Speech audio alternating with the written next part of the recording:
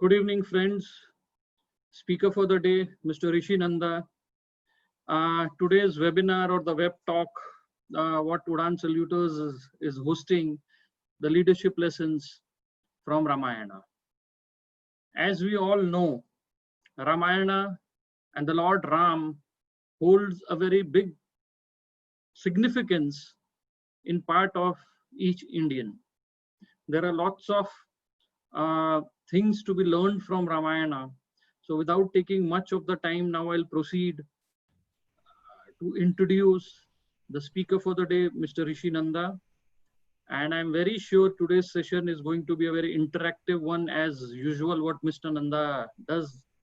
It's not a monologue, but it's always a two-way traffic. So I'll request all the participants, please keep on punching in the question and answer section in the Zoom app. And also whoever is watching us through social media live, to put their queries, their thoughts, their suggestions over there. Now, Mr. Rishi Nanda, as we are blessed that we have a speaker like Mr. Rishi Nanda, who apart from having a good corporate experience, he is also one of the unique spiritualists of the country. He is also a facilitator, a mythologist, a tarot card reader, and he speaks for various corporate and non-corporate entities on diverse topics, including spiritualism. His mythological knowledge and practical life experience makes him connect and understand various personalities and train in a simple yet powerful manner that has a long-lasting effect on the individual.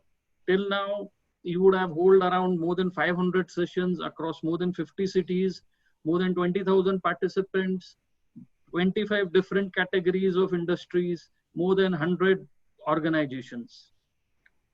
He has done his master's in International Management Institute. He has done his master's in commerce. He also has a diploma in human resource management, diploma in advertising and public relations, and he is also author of the best-selling book, Break Your Leadership Chakravyuh, Stories and Learnings from Indian Mythology.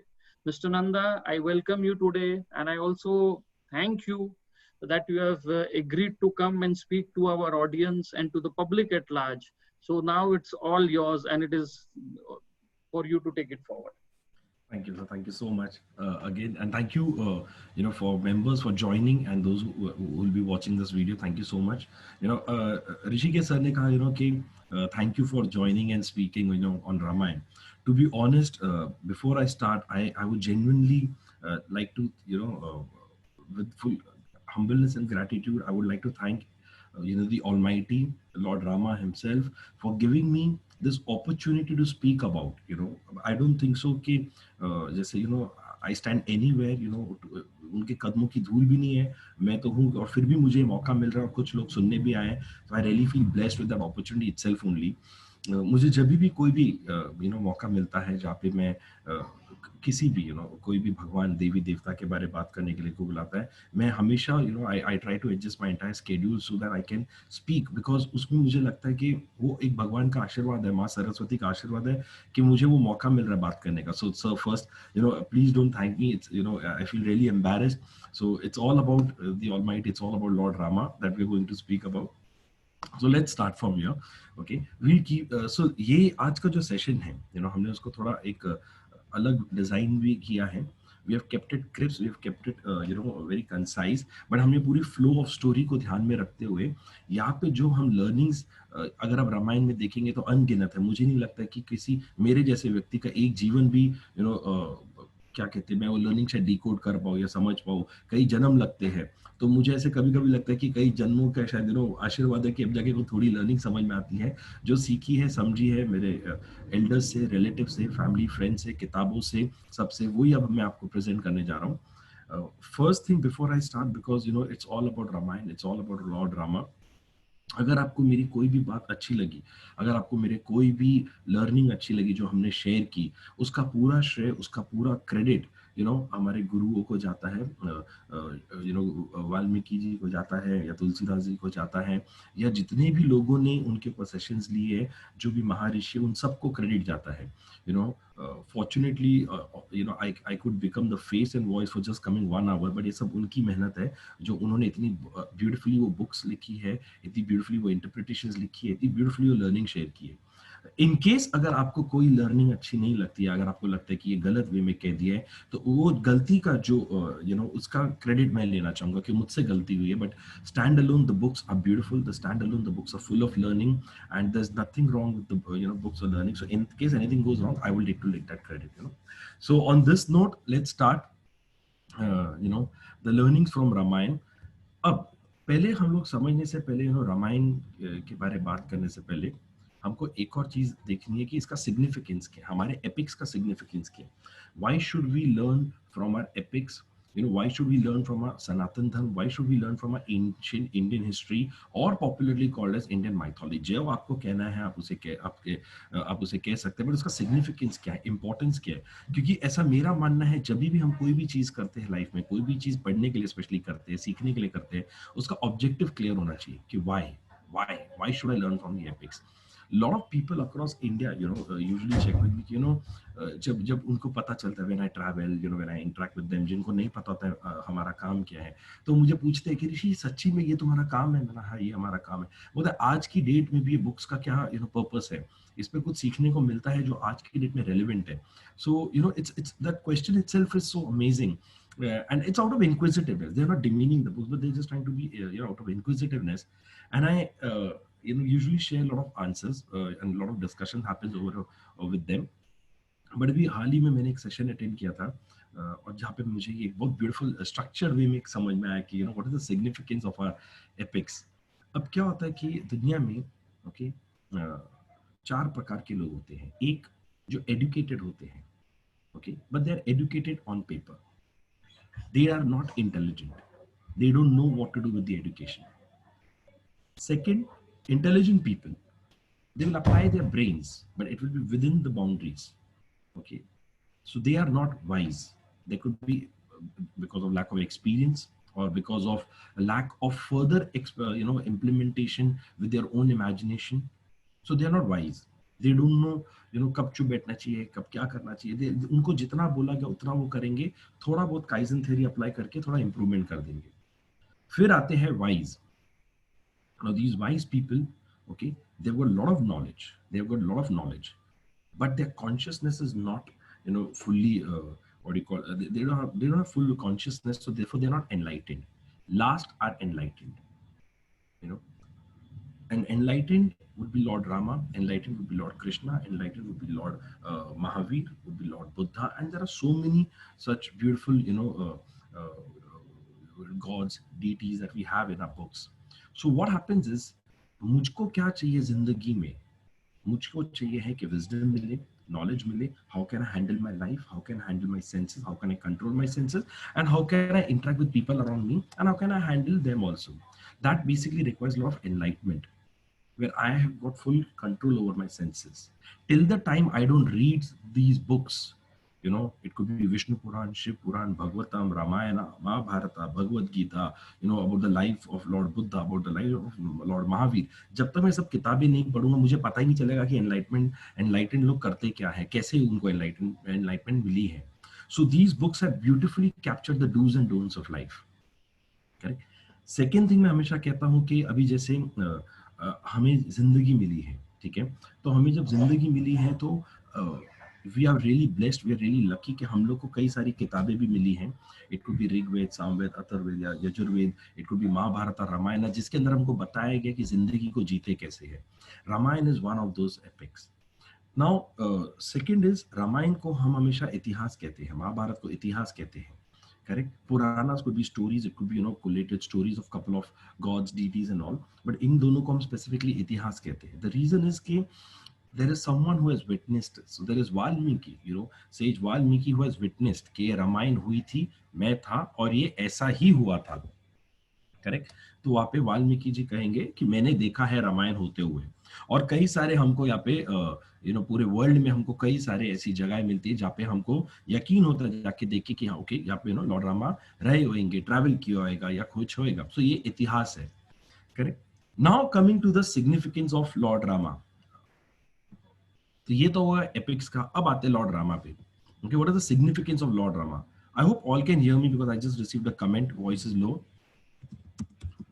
Yeah, we can hear you. Okay, fair enough. Okay, so आते हैं फिर अभी हम लोग आते हैं lord Rama के significance पे। अगर आप देखेंगे लॉर्ड रामा के सिग्निफिकेंस को समझ हमको 2 मिनट खाली लॉर्ड कृष्णा के बारे में बात करनी पड़ेगी, तब जाके हमको रियल सिग्निफिकेंस पता चलता है लॉर्ड रामा का। स्टैंड अलोन भी इनका बहुत महत्वपूर्ण है, बहुत सिग्निफिकेंस है, but to understand the real significance we'll have to get lord Krishna into the conversation. अगर आप लॉर्ड कृष्णा के बारे में पढ़ेंगे, अगर आपने भगवतम पढ़ी होगी, आपने लॉर्ड कृष्णा की जिंदगी के बारे में पढ़ा होगा, तो आपने एक चीज नोट की होगी कि लॉर्ड कृष्णा जो है बचपन से इतनी लीलाएं करते थे। कभी पूतना को मार दिया, कंस को मार दिया, अलग अलग उन्होंने चमत्कार दिखाए। कभी गोवर्धन पहाड़ उठा दिया, कालिया के ऊपर डांस कर दिया। इतने उन्होंने चमत्कार दिखाए, द्रौपदी को बचा दिया, अपना विष्णु अवतार दिखा दिया अर्जुन को, कि हम कन्विंस्ड है, विच obviously he doesn't need to convince us, but हमको पता है बचपन से ये भगवान है या भगवान का रूप आते हैं। करेक्ट। इतनी उन्होंने लीलाएं की है कि बचपन से ही हमको पता है कि this is beyond human beings, he is god, he is the ultimate form of god. Now coming to lord Rama. Lord Rama की अगर आप पूरी रामायण बारीकी से पढ़ेंगे, देखेंगे, सुनेंगे, समझेंगे, तो किधर भी आपको ना ऐसा कोई चमत्कार नहीं दिखेगा जो लॉर्ड रामा ने किया है। किधर भी आपको ऐसा चमत्कार नहीं दिखेगा जिसको देख के आपको लगेगा अरे ये तो भगवान है, चमत्कारी है। कभी भी नहीं ऐसा दिखेगा। उसका एक कारण है। लॉर्ड रामा जो है वो मानव अवतार है लॉर्ड विष्णु के। तो जो भी उन्होंने किया है, जो भी कार्य उन्होंने किया है, that is possible for a human being to do. It is tough but it is possible, and it is possible for us to do. Now why he is a manav avatar? Okay, एक वो भी एक जरा बैक स्टोरी समझते हैं, क्योंकि रावण जो थे वो बहुत ज्ञानी थे, बड़े महापंडित थे, उन्होंने बड़ी तपस्या की थी, ब्रह्मा जी के पोते थे, और उनके पास एक आशीर्वाद था कि उन्हें कोई भी देवी देवता भगवान नहीं मार सकता है, क्योंकि एक लूपहोल छोड़ना होता है, इमॉर्टल नहीं का आशीर्वाद नहीं मिलता, तो उन्होंने इंसान को छोड़ दिया था पूरे आशीर्वाद में। आशीर्वाद में ओके, रावण को कोई नहीं मार सकता था सिवाय इंसान के। तो इसके लिए विष्णु देवता मानव रूप में आते हैं, मानव रूप में आते हैं, और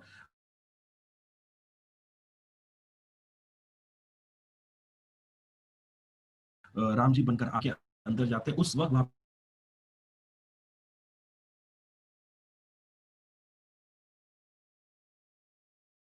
पे लॉर्ड विष्णु आते हैं, वरना पूरी रामायण में किधर भी ऐसा वर्णन नहीं है जो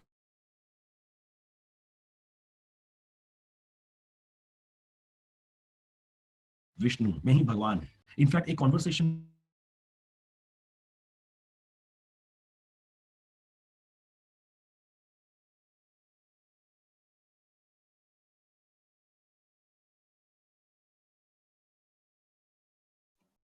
Rishi, there is some lag at your end. I'll request participant to just hold on his relogin. Can you just come back for last 2 minutes, whatever you have said? I'll come back. I'll come back. So I'll just come back quickly on that. So you can see the slide, right? Yeah. तो sorry, I think there was some internet instability. तो यहाँ पे होता क्या कि प्रभु राम को वो sorry प्रभु विष्णु जो है वो राम जी के अवतार में आते और मानव अवतार में आते। तो इसके लिए पूरी रामायण में आप देखेंगे ना, किधर भी ऐसा कोई चमत्कार नहीं किया राम जी ने। इनफैक्ट वो एक ह्यूमन बीइंग के जैसे रोते भी है, हंसते भी है, कंट्रोल में भी रहते अपने एंगर में, और कभी अपना एंगर भी वो वेंट आउट करते हैं। जब उनके भाई को चोट लगती है तभी वो रोते हैं, और वो हनुमान जी को कहते हैं कि हनुमान जी मुझे मेरे लक्ष्मण के लिए संजीवनी बूटी ले आओ। आप सोचिए कि भगवान किसी को कह रहे हैं, और जब हनुमान जी लाते तो कहते हैं कि अब आज से मैं तुम्हें संकट मोचन हनुमान कहूंगा। तो ऐसी कई सारी जगहों पे हमें पता चलता है कि what lord Vishnu has done in this avatar is he has come in a human form. Therefore the significance of lord Rama is so much, और इसके लिए उन्हें मर्यादा पुरुषोत्तम राम भी कहा जाता है। So this is just the context. So now let's get into the understanding of the session that we have right now, which is leadership lessons or learnings from Ramayana and Lord Rama. हमने इनको दो चीज में split किया है। एक है self management, that is taking responsibility of your own action, जो हम सीखेंगे स्टोरीज के माध्यम से। और दूसरा जो है टीम मैनेजमेंट के the ability to administrate, coordinate and guide a group to perform a task or achieve a goal, something. So it is individual behavior and also leadership and team management that takes place over here. And Ramayan में तो भर भर के leadership qualities है. When we take sessions for corporates, मतलब they are also amazed कि आज की डेट में हमको जो challenges आ रहे हैं उनका solution ये रामायण में से कितनी beautifully correct होता है. So without wasting any time, let's move ahead. अभी ये रामायण के बारे में बात कर रहे हैं तो कहानियां ही कहानियां होगी इस सेशन में। तो let's start with the first session. Ram ji का जब जन्म होता है, थोड़े बड़े हो जाते हैं, रफली एज अ टीनेजर, एक 16-17 साल के आप समझ सकते हैं राम जी हो जाते हैं। तो उस वक्त गुरु विश्वामित्र आते हैं। गुरु विश्वामित्र आते हैं और महाराज दशरथ को कहते हैं कि मुझे ताड़का को मारने के लिए राम की आवश्यकता है, मुझे राम दे दो। अब ताड़का कौन? Tataka is a demoness. Tataka Maricha की मम्मी होती है। मरीच कौन? जो गोल्डन डियर बन के आता है बाद में रावण के साथ। तो मतलब बहुत बड़ी राक्षसी है वो छोटी मोटी नहीं है। और यहाँ पे गुरु विश्वामित्र आके कहते हैं कि मुझे राम की आवश्यकता है, मुझे ताड़का को मारना है। अब महाराज धृतराष्ट्र कहते हैं कि राम जी तो छोटे से बालक है, उन्होंने कभी युद्ध नहीं किया और आप सीधा कह रहे हो कि ताड़का को मारना है। गुरु मैं चलता हूं आपके साथ, मेरी पूरी सेना चलती है आपके साथ, हम जाके ताड़का का सामना करेंगे, हम जाके ताड़का को मारेंगे, आप राम को मत लेके जाइए।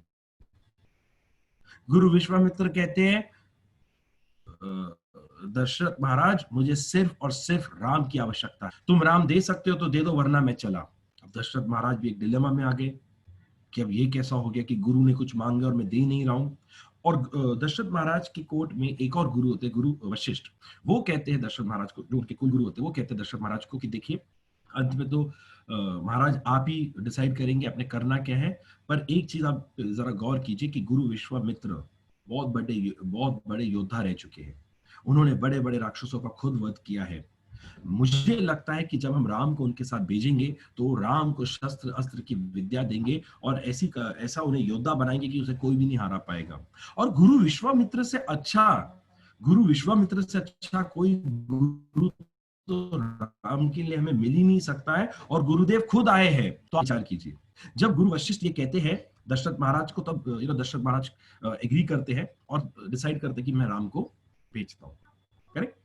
अब यहाँ पे वो विश्वामित्र जी को कहते हैं कि आप जाइए गुरुदेव, आप जरा आराम कीजिए कक्ष में, मैं राम को भेजता हूँ। विश्वामित्र जाते हैं, बैठते हैं और कुछ देर के बाद राम जी और लक्ष्मण जी जाते हैं और खटखटाते हैं दरवाजे पे। अब तक गुरुदेव और राम जी मिले नहीं है, ये ध्यान में रखिए, अब तक वो मिले नहीं है। अब मैं आपको एक स्टेटमेंट कहूंगा, आप चैट बॉक्स में चाहिए या कमेंट सेक्शन में चाहिए, आप प्लीज उसका जवाब दीजिए, ठीक है। अब वहां पे गुरुदेव कमरे के अंदर, राम जी कमरे के बाहर, राम जी खटखटाते हैं, टक टक टक। गुरुदेव पूछते हैं कौन है। मान लीजिए आप राम हैं, आप प्रभु राम हैं, आप कमरे के बाहर हैं, आपने दरवाजा खटखटाया, गुरुदेव ने अंदर से पूछा कौन है, तो आप क्या जवाब देंगे? कौन है बताइए जरा, आप क्या जवाब देंगे?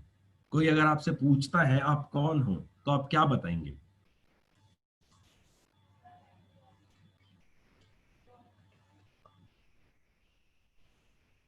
Correct, right. कोई कहता है मैं अपना नाम बताऊंगा, कोई कहेंगे मैं राम हूं। जो कई लोगों ने मुझे पहले भी कहा है कि जैसे हम कहेंगे हम दशरथ पुत्र राम है, आपने ताड़का को मारने के लिए मुझे बुलाया है, all those thing, all statement, मैं आपका सेवक, आइए सेवक हूं, मैं राम हूं, ऐसे। बट यही डिफरेंस है मुझ में, आप में और प्रभु राम में, यही डिफरेंस है। पता है राम जी क्या कहते हैं? खटखटाते हैं और कहते हैं कि जब विश्वामित्र कहते हैं कौन है, वो कहते हैं गुरुदेव, गुरुदेव यही हम जानने आए हैं, हम कौन हैं। और गुरुदेव अंदर बैठ के कहते हैं लगता है राम आ गया, और राम जी को अंदर लेते हैं। Now look at this. This is such a small conversation, but what a beautiful learning Lord Rama has shared. He is saying कि गुरुदेव हम यही जानने आए हैं हम कौन हैं, आप बताइए हम कौन हैं। Because over here he does not use his designation. वो नहीं कहते कि मैं अयोध्या का राजकुमार हूं, मैं दशरथ का बेटा हूं, आपने मुझे बुलाया, ताड़का को मारने की आपको आवश्यकता है, इसके लिए नहीं, वो कोई भी अपना डेजिग्नेशन यूज नहीं करते हैं। बिकॉज उन्हें पता है कि जैसे मैं अपना डेजिग्नेशन यूज करूंगा तो मैं उनसे थोड़ा दूर हो जाऊंगा। और वो गुरु है और मुझे गुरु के चरण स्पर्श करके मुझे गुरु को सरेंडर करना है, तभी जाके गुरु मुझे ज्ञान बांटेंगे। राम जी जैसे अगर आप देखेंगे वो अपने नाम को, वो अपने डेजिग्नेशन को इतना इंपॉर्टेंस नहीं देते हैं। और आज की डेट में हम लोग अपने डेजिग्नेशन, अपना नाम, हम लोग इतना इंपॉर्टेंस उसको देते हैं। We are not ready to open at times also to learn to take feedback from someone. And over here, such a beautiful way. I don't know who I am. You have to tell me who I am. The first step for any leader to grow in life is that, self-reflection is the key to success. Please don't use your designation left, right and center and start telling कि मैं ये हूँ, मैं ये हूँ। आप बताइए, आप बहुत बड़े होंगे, अच्छे हैं, बट जैसे आप अपने बारे में बड़ाई करना चालू करेंगे, आपके आसपास के लोग आपसे दूर हो जाते हैं।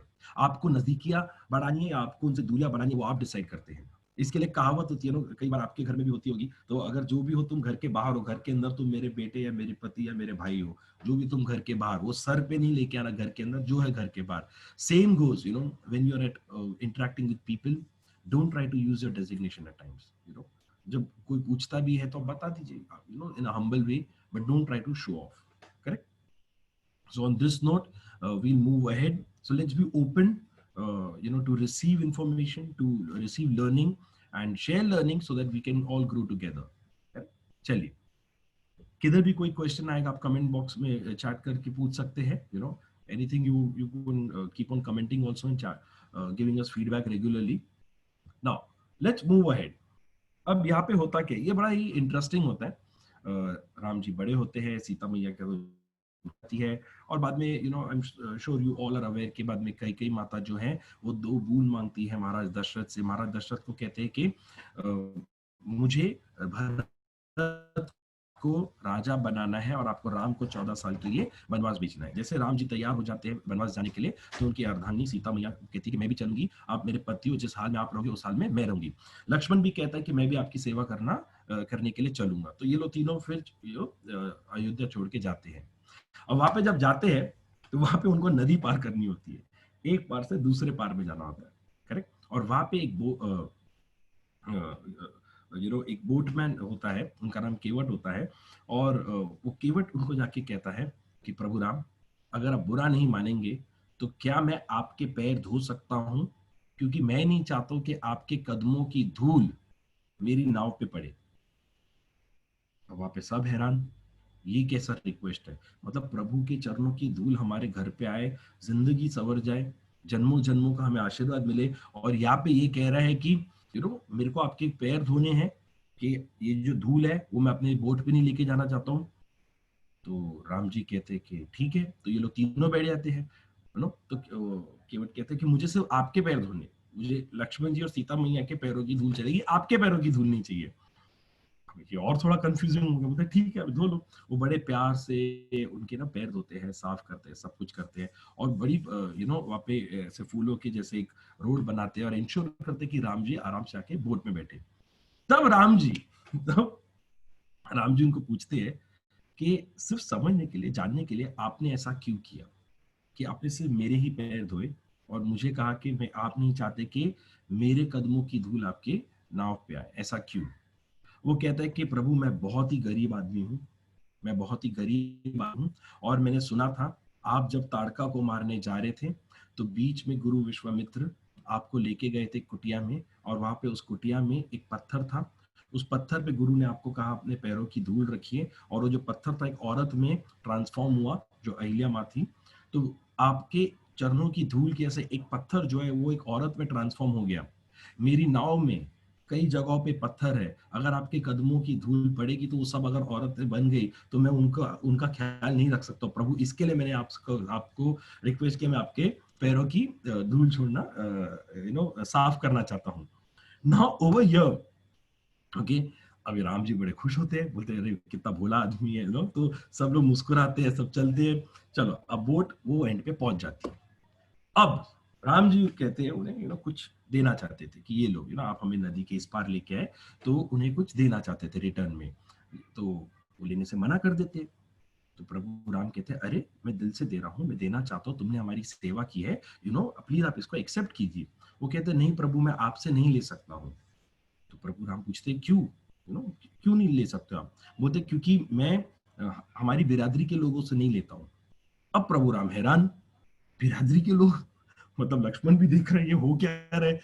और लक्ष्मण कहते हैं, भाई साहब आप कैसी बातें कर रहे हो, ये राम जी है, ये अयोध्या के राजकुमार है, दशरथ के पुत्र है, सीता जी के पति है, और आप कह रहे हो कि आपकी बिरादरी के ऐसे कैसे? तो वो कहते हैं कि देखिए, मेरा काम क्या है? मेरा काम है कि लोगों को नदी के उस इस पार लेके आना है। तो लक्ष्मण जी हाँ, हाँ ठीक है। बोलते राम जी का काम क्या है? कि इंसान को जीवन के इस पार से जीवन के उस पार लेके जाना है, मोक्ष दिलाना है। तो ये हुए ना हम बिरादरी के। तो राम जी भी मुस्कुराते हैं, लक्ष्मण भी मुस्कुराते हैं, सीता भी मुस्कुराते हैं। तो राम जी कहते हैं कि ठीक है, बट कुछ तो लो।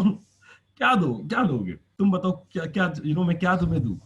तभी बड़ी ब्यूटीफुली वो कहते हैं कि मैं चाहता हूं कि जब मेरा समय आएगा प्रभु, जब मेरा समय आएगा, आप मुझे जीवन के उस ओर ले जाना और मुझे मोक्ष की प्राप्ति दिला देना। और राम जी कहते हैं, तथास्तु, ऐसा ही होगा। Now over here if you see, what a beautiful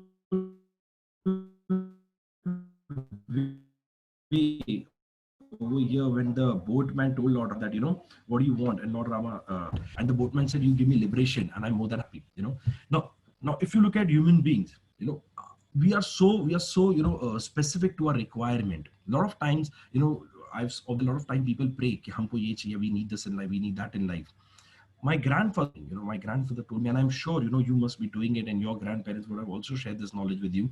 My grandfather told me that, Rishi, whenever you're praying to God, never ask for anything. Always thank Him for everything that you have.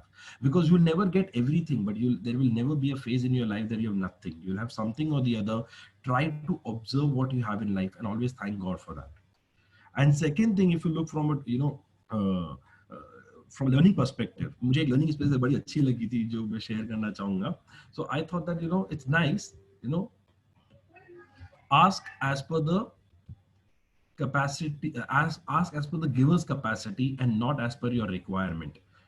Let's see वो कितना दे सकता है, वो तो देख लीजिए। आप क्यों छोटी चीज मांग के आप अपना लॉस करना चाहते हैं? If the person can give you liberation, ask for liberation. Why do you want to ask for any material things? And so goes in your day-to-day life also. A lot of time I see that a lot of people would bargain over pricing, they get to work and all. But my understanding is, let's start at least. पैसा तो बाद में भी आ जाएगा, but पहले काम तो शुरू करके देखो. Why do you want that money to get negotiated before you start the work? A lot of time when we do that, there's a possibility I'm not getting the price that I deserve. So, never ever look at your requirement all the time. Always see the giver's capacity also. If the capacity is less, accept less. If the capacity is more, you'll get more. So let's focus on that aspect. Clear? Chaliye. Now let's move ahead. Now, over here, there's a very small but a very, very beautiful conversation takes place when Lord Rama, Ma Sita and Lakshman, they have started to walk inside the jungle, deep inside the jungle. So Lord Rama had told Lakshman that, we are now in exile. So, we should not use all the comforts of the material world. So we walk, barefooted. So they all start walking over there. Now, when they're getting in, they're walking and they're getting into the jungle, Lord Rama के उनके कदमों में उनको बहुत कांटे लगते हैं, उनको बहुत चोट लगती है, वहां पे पत्थर होते हैं, कंकर होते हैं, थॉर्न्स होते हैं, and his feet starts to bleed. Okay, now Lord Rama, okay, removes all the stones, all the thorns, कंकर, पत्थर, कांटे सब निकालते हैं, बैठते हैं, और वहां पे धरती मैया को, so he tells mother nature, mother earth that, I would request you to please clear the entire path from where I have walked until where I'm walking. So wherever I keep my feet, I request you to clear the entire path. There should be no stone, no thorn, nothing should be there. Dharti Maiya is also wondering, Lord Rama has said I have to do, but still why? What is the reason? What is the purpose? Now look at the beautiful conversation that takes place. Okay, now over here, Lord Rama says that, My brother Bharat will come in search of me. My brother Bharat will come in search of me. He will also walk exactly the same road. I don't want him to get hurt. I don't want him to feel the pain. I really don't want him to go through what I'm going through. Now, Mother Nature is, Prabhu, you have told me I will clear the entire path. That is not an issue. But I don't understand one thing. If you can bear the pain, if you can bear the pain, why can't your brother bear the pain? What is the problem? Why are you being so overprotective about your brother? Bharat, why are you being so overprotective about him? Let him also, go through the pain. He said the issue is not the pain. He said the issue is not the physical pain. The issue is when he will walk, when he will get hurt, he will think that my brother Ram has walked on this path and what he would have gone through. He will have an emotional pain, and I want to protect him from emotional pain. I don't want him to protect from the physical pain. I know in his pain also going to think about the pain that I'm getting. He will not think about his pain, but he will think about my pain. Therefore, I want you to please clear that. So when he comes, he feels that, Lord Rama also walked on this path. It's such a smooth path. There's nothing to worry about it. Now, over here, look at his love, compassion, care, empathy for Bharat. I'm sure you all are aware the amazing chemistry bond they had. But over here, the key point is he's in exile, even though it is because of Bharat's mother Kaikai, but still he's in exile, and the reason was Bharat. And still over here, he's thinking about the pain Bharat will have because he's walking on the same path. Lord Rama, if you go through entire Ramayana, you'll realize, whoever gave him a lot of pain, whoever gave him a lot of hurt, and if someone did anything good, even one thing good now, he will always speak about that person's good qualities. He will never ever highlight those negative qualities. There's a lot of there's a very popular phrase that people say, forgive and forget, which I honestly I believe that it's easy to forgive but not easy to forget, and so everyone has the contradicting views on it. But Lord Rama has beautifully explained, accept, move on, and then carry on. But look at the compassion, love, empathy he had for his brothers. Same qualities if we can have for our family members, for our team members, it's very it's good. But yes, at times कभी होता है कभी नहीं होता है, वो सब part and parcel है. But overall, if we can manage it, empathizing with the other people, we are more than sorted. Clear? चलिए. Now over here, Sita Maiya. So we'll not get into the entire depth of story of Ramayana, because then it will take a lot of time. But just to concise it very quickly. So over here one day Sita Maiya that there's a golden deer, and she's very she's very happy to see a golden deer, and then she tells Lord Rama that I want this golden deer. Lord Rama says that it's not possible to for a golden deer to exist. She said, no, I saw a golden deer. Even you can say I need this golden deer. So Lord Rama says, see, Dharti Putri ho, you have come from the Mother Earth, you are the Prakritri ho, even you know a golden deer does not exist. So why are you insisting? She said, no, there's a possibility that exists. I need the golden deer. So Lord Rama says, there's a possibility some Asura, some demon, is in disguise of deer. So let's not chase that deer. So Sita Maiya is like, no, I need the deer, I need the deer, I need the deer. अब इसमें एक चीज देखने वाली है, सीखने वाली कि पति राम जी हो या ऋषि हो या कोई भी हो, पत्नी की सुनना ही पड़ता है. एंड में लॉर्ड रामा आल्सो एग्रीज कि ठीक है, fair enough, now I'll go in search of the golden deer. Now when he goes in search of the golden deer goes right in the center of the jungle. वहां पे उनको realise होता है राम जी को कि ये कोई साधारण डियर नहीं है, ये असुरा है जो यहाँ पे उन्हें अभी शायद अटैक कर सकते हैं. तो वो गोल्डन डियर को मार देते हैं, और मारते मारते वो गोल्डन डियर राम जी की वॉइस में लक्ष्मण जी को पुकारते और सीता जी को पुकारते हैं. वो जो डियर होते हैं मरीच होते हैं, मरीच ताड़का की मदर. तो मरीच had actually accompanied King Ravana so that he can take revenge for his mother's death. But he saw Lord Rama and Lakshman and he was like, it's not going to happen. But still, because he had given commitment to King Ravan, so he follows the plan. Now over here, Sita Maiya hears, okay, Ramji's for help. She orders, a lot of conversation takes place between Lakshman and Sita Maiya, and Sita Maiya then orders Lakshman to go and help Lord Rama. Lakshman did not want to leave Sita Maiya alone, but still भाभी है, भाभी माँ के समान होती है, माँ ने कहा है तो जाना पड़ेगा, तो लक्ष्मण वहां से चले जाते हैं. अब वहां पे आते हैं रावण, और रावण सारे अपने तंत्र, सब tricks of the trade apply करते हैं, and finally kidnap Sita and goes away from there. अब ये जो स्टोरी आती है ना, ये एक टर्निंग पॉइंट आता है, बट ये एक बहुत ब्यूटीफुल मेटाफर है. It's a very very learning for me. Now this aspect, a lot of time when I ask audience, what did you learn from this tape, the story of this segment, so they say, okay, you should listen to your husband, or you should listen to someone, all those things. But the fact is, there's a way of learning. Who is your golden deer, or what is your golden deer? At times we know if we chase this, it's not good for us. At times we know if we run after this, this dream, this thought, this goal, this belief, this habit of mine is not good for me. It could not be for health wise, spiritual wise, finance wise, but still we are attracted. So it is our vice. And we are able, we are able to overcome some vices, but we are not able to overcome, some little vices that we'll have. One or two vices would be there. So what is your golden deer? You need to identify. क्योंकि कभी-कभी वो golden deer ही हमें जिंदगी में नीचे लेके जाती है. If we can identify that golden deer, we are more than sorted. But it's very important to know what that golden deer is, who that golden deer is. कि वो आपको attract करेगा अपनी तरफ. Can you control yourself? Can you control your senses? If not, please remember, बहुत बड़ी एक वहां पे युद्ध हो गई थी उस चक्कर में, क्योंकि मैं अपने आशाओं को, अपने अट्रैक्शन को संभाल नहीं पाई थी, and that was the golden day. So when you go back, please reflect, do some analysis, self reflection. As I said earlier, self reflection is the success. Who is your golden deer? What is your golden deer? So you need to please identify that, find it, because there's a very simple model that we have created. So as Rishikesh sir said earlier in my introduction, that we have written a book. I've co-authored a book called Break Your Leadership Chakravyuh with my wife Mehak Mahajan Nanda. So we both have come up with the model that is called AIR model, AIR. So A stands for accept. First I need to accept there are some vices that I have, there are some some weaknesses. I stands for identify.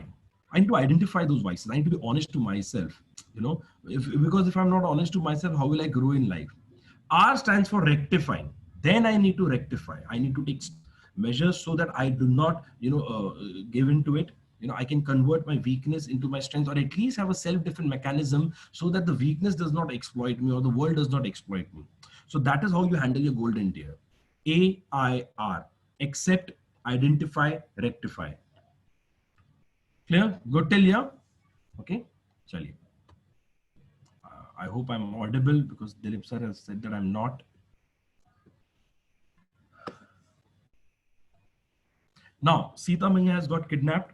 Over there, Lord Rama goes in search of Sita Maiya, obviously, and then he meets Hanumanji. Hanumanji then introduces him to, his king, Sugriv. Now, over there, Sugriv, tells Lord Rama that I would love to help you. I, in fact, understand your, pain. I understand what you're going through. I want to help you. But the problem is, but the issue is, but the problem is, help you. And Lord Rama is wondering, one side he's telling me he wants to help me, and the other hand he's telling me I can't help you. He's like, what are you saying? How is it possible? Because so why you can't help me? He said that actually there's this kingdom Kishkinda, and I was my brother Bali, we both were ruling the kingdom, but one day there was some miscommunication that took place and misunderstanding that took place between Bali and me. So he has taken away my wife, he has taken away my kingdom, he has taken away all my army, and he has abandoned me. So I cannot enter Kishkinda, so I can't help you, but I want to help you. So if then Sugriv Maharaj says that okay, let's do a deal. If you can help me to kill my brother, and you can help me to win my kingdom back, I give you a commitment that yes, we will ensure that my entire army, we all are there with you, to find your wife. Ramji agrees. But what the beauty is, I'm sure but a lot of people are not aware of this, Bali Maharaj, Bali, the Sugriv Bali had actually defeated Ravana in his heydays. जब रावण और बाली के बीच में एक बार झगड़ा होता है तो बाली रावण को अपने आर्मपिट के अंदर रखते हैं महीनों तक, और रावण उनसे जब माफी मांगते हैं तब बाली उनको छोड़ते हैं। Bali was a very very strong monkey. और बाद में रावण और बाली अच्छे फ्रेंड्स बन जाते हैं, एंड देन दे, सो जैसे आज की डेट में कैसे एक ट्रीटी साइन होती है कि हम आप पे अटैक नहीं करें, आप हम पे अटैक नहीं करें, तो वैसे एक अनसेट ट्रीटी थी between Bali and Ravana. So that was so he explains this the about his situation. So Sugriv Maharaj explains about his situation, that why he can't help him, and then Rama says, okay, enough, I will help you, win back your kingdom, get your wife and your army, and then we can go ahead in search of my wife. But now the issue is they're identical twins. So next day, Lord Rama says, okay, let's do one thing. You call him for a fight. I will stand behind it, kill him from there. मान जाते हैं। अब वहां पे राम जी हैरान अगले दिन देख के कि अब तक सुना है ना, तो अब तो देखा नहीं है बाली को। बाली और सुग्रीव सेम दिख रहे, एक मतलब 1 मिलीमीटर का भी डिफरेंस नहीं। अब राम जी को पता ही नहीं मैं किसको मारूं, अगर जिसको मारूं वो बाली है या सुग्रीव है। तो राम जी बड़े हैरान होते हैं और वो बाण चलाते ही नहीं है, और सुग्रीव को बड़ी बुरी तरह मार पिटती है और सुग्रीव भाग के आ जाते हैं वहां से। अब ये होता क्योंकि बाली के पास एक आशीर्वाद होता है कि जो भी उनसे युद्ध करेगा, कोई भी ओपोनेंट उनसे युद्ध करेगा, तो उनका ओपोनेंट का जो स्ट्रेंथ है 50% बाली को मिल जाएगा, करेक्ट, तो वो और स्ट्रांग हो जाएगा, ओपोनेंट वीक हो जाएगा। तो सुग्रीव को बड़ी बुरी तरह मार पड़ती है, सुग्रीव भाग के आ जाते हैं।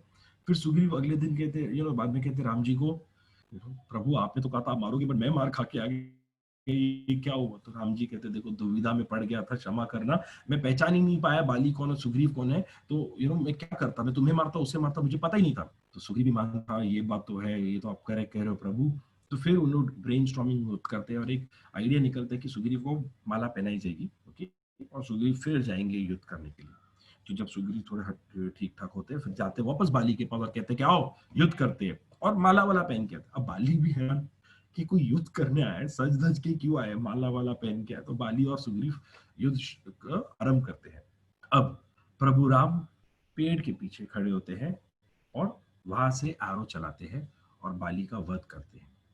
यहाँ पे एक बहुत इंटरेस्टिंग कॉन्वर्सेशन होती है which I would like to share. Bali महाराज जब गिरते हैं नीचे, और देखते हैं कि राम जी पेड़ के पीछे से चल कर आ रहे हैं, तो बड़े हैरान होते हैं, वो बहुत हैरान होते हैं। और वो राम जी को कहते हैं कि आप तो राम हो, आप तो अयोध्या के क्षत्रिय, आप बेटे राम हो, और आपने मुझे पीठ पे वार के पीछे छुपकर वार किया, आपने धर्म नहीं निभाया, आपको तो मर्यादा पुरुषोत्तम कहा जाता है, आप तो धर्म की स्थापना कर रहे हो इस धरती पे, और आपने अधर्म कैसे कर दिया। Now look at the answer of lord Rama, such beautiful answer. Ram ji कहते हैं तुम्हारे प्रश्न में ही तुम्हारा जवाब है, तुम्हारे प्रश्न में ही तुम्हारा जवाब है। तो बाली और कंफ्यूज हो जाते हैं, मेरे क्वेश्चन में एक आंसर कैसे हो गया। तो he says you told me that I am a Kshatriya and you are an animal, okay, you are forgetting कि एक क्षत्रिय का धर्म है, धर्म में है कि वो किसी जानवर को छिप के मार सकता है, मतलब इतिहास गवाह है, सब कर सकते हैं। मैंने अपना धर्म का पालन किया, तुम अपने आप को बंदर नहीं समझ रहे हो, जानवर नहीं समझ रहे हो, गलती तुम्हारी है, मेरे धर्म की नहीं है, मेरे धर्म की समझ की नहीं है। तो बाली महाराज हाथ जोड़ते हैं और कहते हैं पर फिर भी आपने मुझे पीठ के पीछे मारा और छुप के मारा। तब राम जी कहते हैं, ये शायद बहुत लोगों को ध्यान में नहीं होगा, तब राम जी उन्हें कहते हैं आप आराम से आंख बंद करके आप सो जाइए, पसंद देता हूं कि अगले जन्म में आपको ये जो भी हुआ, जो मैंने आपको पीठ के पीछे से मारा, मेरा जो कर्म है ये मुझ पर वापस आएगा, आपको अपना कर्म मिलेगा, और आप सो जाइए। अब बाली महाराज बड़े खुश होते हैं कि राम जी ने कह दिया, हाथ जोड़ते हैं, प्रभु को नमन करते हैं और सो जाते हैं, और उनकी मृत्यु हो जाती है। अब जब राम जी ने ये किया, तो will just go bit off track out of Ramayana to understand this what happens is, अब the people who are aware of Mahabharata, so they'll be able to link it. For others, I'll just very quickly I'll just share what happens is, Mahabharata में होता क्या, जब युद्ध खत्म हो जाता है तो after 36 years of the war, एक दिन प्रभु कृष्ण और बलराम बैठे होते हैं, और वहां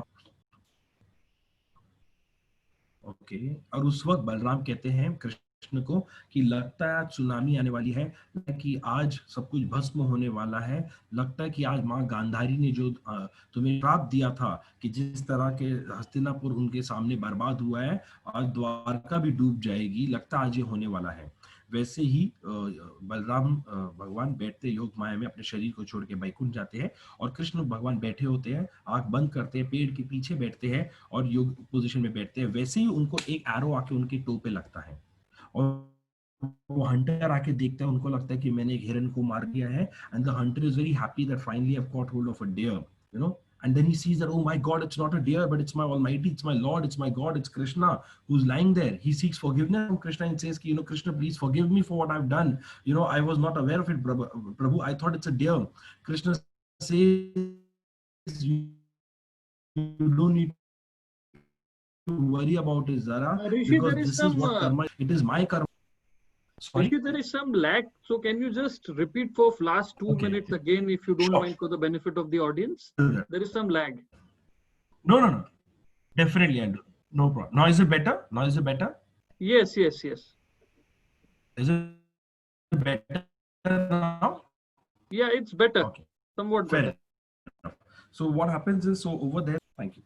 So when he sees that Lord Krishna is lying there, he seeks forgiveness, and he says, the hunter says that I thought that, it's a deer. I was not aware, my Almighty, my God, Krishna is lying over here. Please forgive me. Then Krishna says that, you don't need to seek forgiveness, because this is what was, this was supposed to happen. I was supposed to die from your hand, and you were only supposed to injure me, and I was supposed to leave this earth because of you. And that hunter is like, sir, what have I done? What sin I have done to do this, and why are you saying that I had to die from your hand? He says, Zara, you're talking about this life, but I'm talking about the previous life. In the previous life, I was Rama, you were Bali, and I, shot an arrow towards you, when I was behind the tree. The karma has to set off. I had given you a commitment that you sleep peacefully, you will get the karma, the karma will strike. And now I was behind the tree, और आपका arrow मुझे आके लगा. So whatever commitment Lord Rama has given to anyone, he has ensured that he is fulfilled in his life as Lord Rama, or in the next life as Lord Krishna. But commitment is always given. Now coming back to Bali and Sugriv, अब यहाँ पे बाली और सुग्रीव में एक चीज समझते हैं. तो I told you earlier that Bali ने तो रावण को भी हराया था. तो अगर आप देखेंगे, technically Bali was a better bet, कि बाली ने तो रावण को भी हराया है. मैं बाली को बोलूंगा आप मेरी मदद करो, वरना मैं आप पे आक्रमण कर दूंगा, मैं अयोध्या का प्रिंस हूं. But still Lord Rama help Sugriva. Why? There is a very beautiful line that I would like to share with you. Support who is right, not right for you, but support who is right.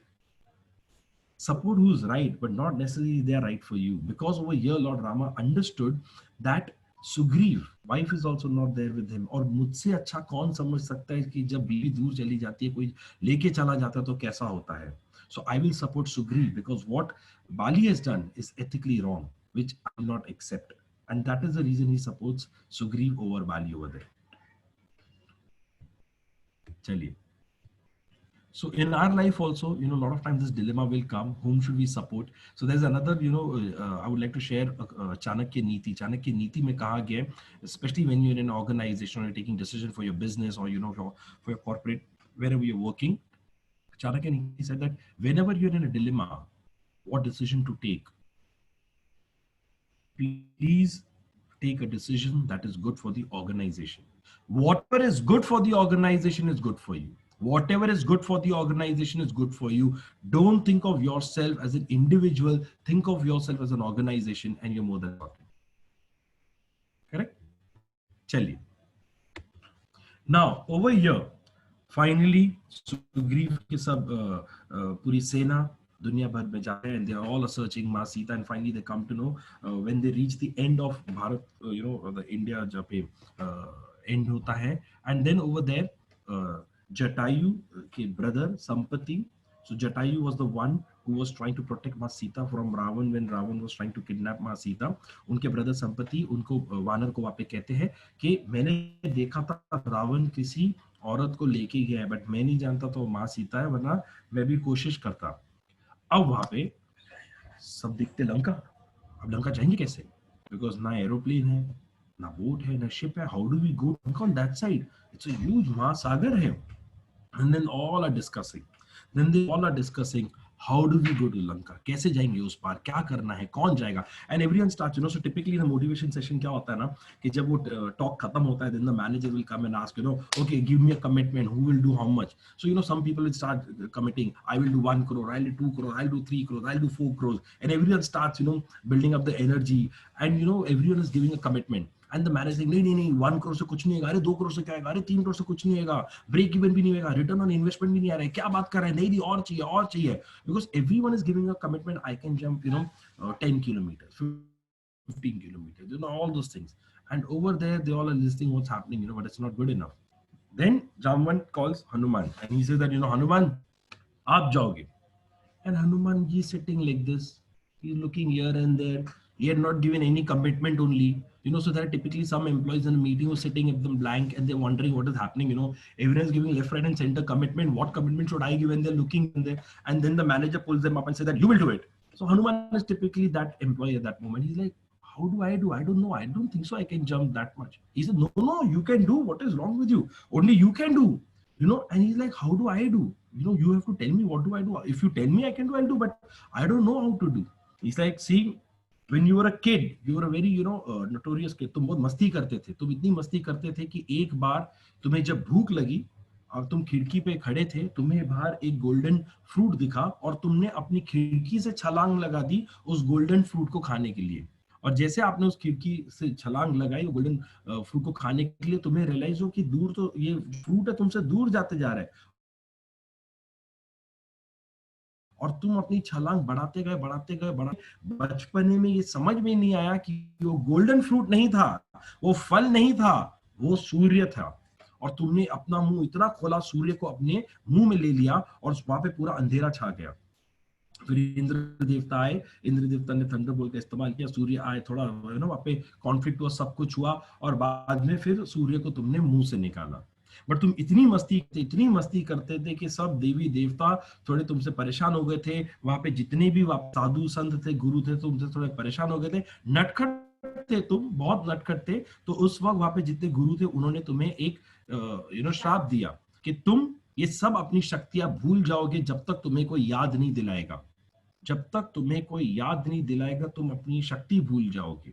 अब वहां पे जामवन हनुमान जी की तारीफ करना चालू करते हैं कि तुम कर सकते हो, तुम अकेले हो जो कर सकते हो, प्रभु राम का नाम लो, तुम में सब शक्ति है, तुम सर्वगुण संपन्न. और जैसे जैसे वो हनुमान जी का नाम तारीफ करते हैं, हनुमान जी और बड़े बड़े बड़े हो जाते हैं, पहाड़ से बड़े हो जाते हैं. और जैसे एक बहुत बड़े साइज में आते हैं, कहते हैं जय श्री राम और छलांग लगा देते हैं. करेक्ट. अब ये जो है ना, ये एस्पेक्ट जो है, we are going to cover in 2 parts. This is the first part, second part will come after 5-10 minutes. First part is this is called in a corporate term external motivation. कि आपको याद दिलाया जाता है आपकी history, आपको याद दिलाया जाता है आपका स्किल सेट, आपको याद दिलाया जाता है कि आपने ये कर सकते हो, कर चुके हो, क्यों नहीं वापस कर रहे हो. आपको लोग आसपास मोटिवेट करते हैं, आपको एकदम खुश कर देते हैं, आपकी एनर्जी चाहिए जाती है, आप में कॉन्फिडेंस बढ़ जाता है. And then because someone has reminded you of your own skill set, of your own history which you had forgotten and which you could not recollect, therefore you were sitting over there and then suddenly you feel, अरे ये तो मैं कर सकता हूँ, मुझ में शक्ति है, मुझ में चाहत है, मैं कर सकता हूँ, और आप खड़े होके उस पे कमिट करते हैं. And obviously you fulfill the commitment also. So this aspect I usually cover in a motivational talk.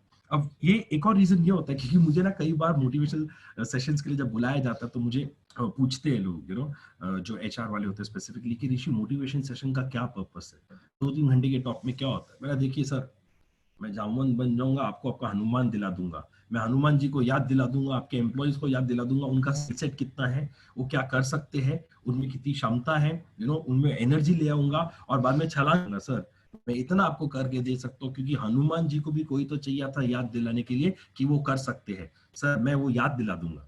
So this is the purpose of external motivation. At times you require people coming, giving you that pep talk, giving you the confidence that you can do it. Clear? Ram Hanuman ji वहां पे पहुंच जाते हैं. अब हनुमान जी वहां पे लंका जाते हैं.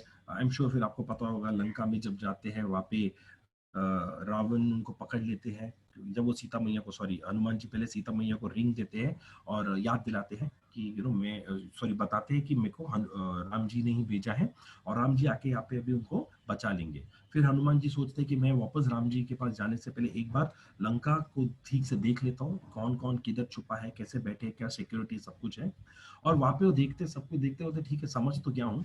वहां पे सडनली वो एक आवाज आती है, जय श्री राम, जय श्री राम, जय श्री राम। वो बड़े हैरान होते हैं कि लंका में कोई राम का नाम क्यों ले रहे हैं, प्रभु नाम का। जाते देखते वहां पे विभीषण होते हैं। पूछते आप कौन? तो कहते हैं कि मैं रावण का भाई विभीषण। बोलते आप कौन? कहते हैं कि मैं राम भक्त हनुमान। तो फिर उनका इंट्रोडक्शन होता है और वो कहते हैं कि मैंने भैया को कहा था, रावण को कहा था। विभीषण जी कहते हैं कि सीता मैया को वापस भेज दो, जो किया गलत किया, बट वो भेज ही नहीं रहे। तो मुझे भी लगता है कि युद्ध हो, प्रभु राम को कहना कि यहाँ पे भी उनके भक्त जन है। तो हनुमान जी उनसे बात करके चलते वहां से। फिर हनुमान जी बोलते यहाँ पे मैं समझ तो गया हूँ कि लंका कैसी है, एंट्री पॉइंट, एग्जिट पॉइंट, कौन कौन किधर खड़ा है, पूरा वो समझ जाते। बोलते बट मुझे फिर भी एक बार इनका स्ट्रेंथ आजमाना पड़ेगा, एक बार तो देखना पड़ेगा ना कितने स्ट्रांग है। तो क्या करते हैं कि हनुमान जी वहां पे इतना उथल पुथल करते हैं और अपने आप को सरेंडर करवा देते हैं। वॉलेंटरी वो अपने आप को सरेंडर कराते हैं, और रावण के जो सैनिक होते हैं वो उनको लेके जाते हैं रावण के पास। रावण उस वक्त हनुमान जी को दंड देना चाहते थे, मृत्यु दंड देना चाहते थे। बट उस वक्त विभीषण कहते कि आप ऐसे कैसे कर सकते हो, है दुश्मनों के वास से आया है, आप ये गलत है। तो रावण कहे कि ठीक है, अभी तुम कह रहे हो कि नीति ये कहती है तो हम इसे नहीं मारेंगे, बट फिर भी सजा तो मैं इसे जरूर देना चाहूंगा। और सजा ये है कि मैं इसकी पूंछ को तुम लोग आग लगा दो, क्योंकि बंदर का जो प्राइड होता है, जो ऑनर होता है, उसकी पूंछ में होता है। अब हनुमान जी की पूंछ पे तो आग लगा देते। हनुमान जी पूरी लंका को आग लगा के, या जहाँ पे रावण रहते थे स्पेसिफिकली वो सेक्शन को आग लगाते हैं। विभीषण के कमरे को, विभीषण के जो जहाँ पे रहते हैं वहां पे आग नहीं लगाते, बाकी सब जगह आग निकाल के हनुमान जी चले जाते हैं। अब हनुमान जी राम जी को बताते हैं कि देखो अब मुझे सीता मैया मिल गई। अब ये बैकड्रॉप में होता क्या है कि विभीषण और रावण का इंटरेक्शन होता है, जहाँ पे विभीषण रावण को कहते हैं कि सीता को, मैया को वापस भेज दो, और रावण कहते हैं कि यार तू भाई है कि क्या, उन्हें मुझे समझ में नहीं आता है, तू जा यहाँ से। अब विभीषण आते हैं राम जी के पास, और राम जी, मैं आपके साथ आपकी मदद करना चाहता हूँ। ओके, और मैं मदद करना चाहता हूँ कि आप रावण को हराइए, रावण को मारिए, तो दैट सीता मैया आपके पास आ जाए। अब वहां पे जितने भी राम जी की जो कोर टीम होती है, वो लोग सब डिस्कशन के लिए बैठते हैं, सब एक दूसरे को देखते हैं, क्योंकि ये बड़ी ट्रिकी सिचुएशन है। तो सब लोग कहते हैं भैया इस पे भरोसा नहीं कर, रावण का भाई है, ये भी कोई रावण का अच्छा कर सकता है। वहां जितने भी लोग होते हैं, सुग्रीव हो, जामवंत हो, लक्ष्मण, Rishi, सब कहते excuse हैं me. Yes sir. Rishi, can you just come back for last 1 minute again? There was some sure lag. Sure sure sure या so over there what happens is कि when Vibhishan comes and offers कि मुझे आपकी मदद करनी है, so now it becomes a very tricky situation. अभी कैसे एक्सेप्ट करें। तो जितने भी लोग होते हैं राम जी के वहां पे जो कोर टीम होते हैं, they all are against that idea कि आप उसको एक्सेप्ट कीजिए। तो राम जी सबकी बात सुनते हैं। ओके, राम जी में एक बहुत ब्यूटीफुल क्वालिटी, सबकी बात सुनते थे, आराम से सुनते थे, बहुत पेशेंस था। सबकी बात सुनी, और उन्होंने नोट किया हनुमान जी कुछ बोल ही नहीं रहे। तो हनुमान जी को पूछते कि क्या करना चाहिए। तो हनुमान जी, अब इन दोनों का इंटरेक्शन अब देखिए।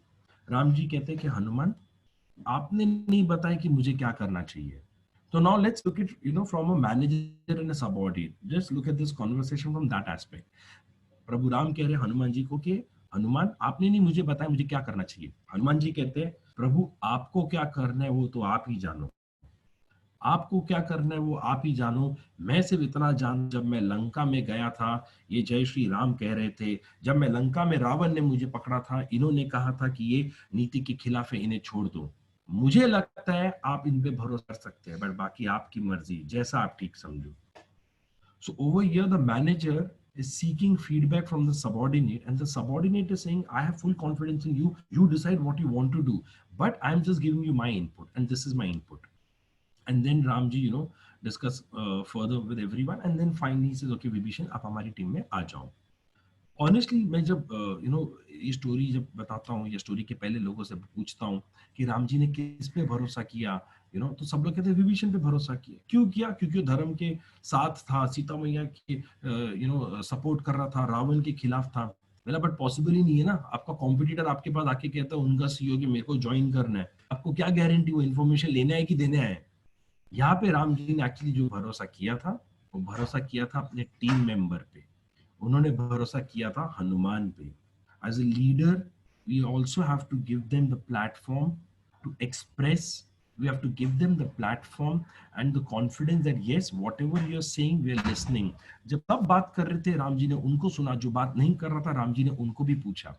अगर आप मॉडर्न डे टर्म में देखते हो, जब एक टीम मीटिंग होती है, there are extroverts and there are introverts. Extroverts जो है वो अपने आइडियाज सुझाव आपको फटाफट देते जाएंगे, बट इंट्रोवर्ट्स को पूछना पड़ता है, उनको एक प्लेटफॉर्म देना पड़ता है, उनको स्पेस देना पड़ता है, वन टू वन कंफर्ट देना पड़ता है, फिर वो अपनी बात करते हैं। राम जी हर एक को ध्यान दे रहे थे, कौन कह रहा है कौन नहीं दे रहा है, लॉजिक भी लगा रहे थे। और बाकियों ने भी, कभी हनुमान ने कहा, हनुमान अकेला ही वहां पे गया तो उसको ही ज्यादा बेटर पता है, राम जी भी लंका नहीं गए, तो उनको पता है कि यहाँ का जो भी एक्सपीरियंस है लंका का, वो हनुमान को मुझसे ज्यादा है। So let me take a calculated risk on the suggestion of my team member, and that is what he does over there. अब विभीषण भी आ जाते हैं। अब यहाँ पे बोलते कि लंका जाएंगे कैसे, तो विभीषण कहते कि आप क्यों नहीं वरुण देवता को कहते कि आके बताए कि वहां पे कैसे जाना है, तो गॉड ऑफ सी। अब राम जी कहते हैं कि ठीक है, हम वरुण देवता को पूछते हैं, हम उनसे आज्ञा करें, हम उनकी प्रेयर करेंगे, फिर हम उनसे परमिशन मांगेंगे, हम उनसे मार्गदर्शन मांगेंगे कि उस पार कैसे है। लक्ष्मण उस वक्त कहते हैं भैया आपको हर एक से बार बार क्यों रिक्वेस्ट करना है, उसको ऑर्डर करो आने के लिए, उनको बोलो आए और बताए, आप क्यों उनके उनके पूजा वूजा करने बैठे हो। तो प्रभु राम तब ना बड़ा अच्छा कहते हैं, वो कहते हैं कि लक्ष्मण, जरूरी नहीं है कि तुम्हारे पास अगर शस्त्र है तो शस्त्र का इस्तेमाल हर बार करना चाहिए। जो चीजें अगर प्रेम सद्भावना से हो सकती है तो प्रेम से करो, झगड़ा क्यों करना है तुमने, मैं फिर भी रिक्वेस्ट करूंगा। अब प्रभु राम कई दिनों तक पूजा करते हैं, यज्ञ करते हैं, और वरुण भगवान आते नहीं है। अगर आप रामायण ध्यान से पढ़ेंगे, अगर आपने देखी भी होगी, आपने जब सुनी होगी, तो आपने एक चीज आपको स्ट्राइक होएगा कि प्रभु राम ना अपना टेम्पर बड़े अच्छी तरह कंट्रोल करते थे, उनको गुस्सा बहुत कम आता था। इनफैक्ट बहुत कम ओकेजन्स है पूरे रामायण में जहां पे प्रभु राम ने अपने सेंसेस को ओपन किया है, जहां पे उन्होंने रोए हैं या उनको गुस्सा आता है। ये फर्स्ट इंस्टेंस आता है पूरे उसमें जहां पे उनको गुस्सा आता है, और वो कहते हैं कि मैं तुमसे कब से रास्ता मांग रहा हूं, मार्ग दर्शन चाहता हूं कि मैं उस पार कैसे जाऊं, मैं तुम्हारे यज्ञ कर रहा हूं, तुम्हारे लिए पूजा कर रहा हूं, तुम्हें कब से बुला रहा हूं और तुम आ नहीं रहे हो। तुम इतने घमंडी हो गए कि तुम मुझे आके अपने दर्शन नहीं दोगे। अब मैं ऐसा बाण चलाऊंगा कि पूरी की पूरी नदी सुखा दूंगा और मेरी जितनी सेना है अब उस पार चलकर चली जाएगी। उस वक्त वरुण भगवान को बड़ा डर लगता है और बाहर आके कहते हैं कि प्रभु राम, मुझे अहंकार नहीं है, मुझे शर्मिंदगी है। और शर्मिंदगी इस बात की थी कि मुझे पता ही नहीं था कि मैं आपको क्या रास्ता बताऊं कि आप उस पार जा पाओ, पर मुझे अभी रास्ता मिला और उसी वक्त आपने भी बुला लिया। प्रभु आपकी जो सेना है उसमें दो वानर है, उनका नाम है नल और नील के पुत्र है, आप प्लीज उनको बोलिए, उनसे एक श्राप समझो, आशीर्वाद समझो कि वो जैसे उनको ब्रिज बनाना आता है, जो भी वो फेंकेंगे पानी में वो फ्लोट होता है सर्टेन एक्सटेंट तक, डूबता नहीं है। मैं आपको रिक्वेस्ट करूंगा आप हर पत्थर पे अपना नाम लिखिए, मैं उस पत्थर को डूबने नहीं दूंगा।